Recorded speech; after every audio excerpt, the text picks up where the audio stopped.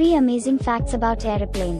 Fact number 3, ज्यादातर हवाई जहाजों में पायलट और कोपायलट्स को एक ही प्रकार का खाना खाने की इजाजत नहीं होती। इसके पीछे वजह है कि यदि किसी खाने में फूड पॉइजनिंग जैसी समस्या हो तो इससे जहाज के सभी मेंबर्स बीमार न पड़ जाएं। फैक्ट नंबर 2, ऊंचाई में जाने पर हमारे जीभ का स्वाद बदल जाता है क्योंकि अधिक ऊंचाई पर हमारी सूंघने की शक्ति कम हो जाती है और यही वजह है कि हवाई जहाज में हमें खाने का स्वाद कम लगता है।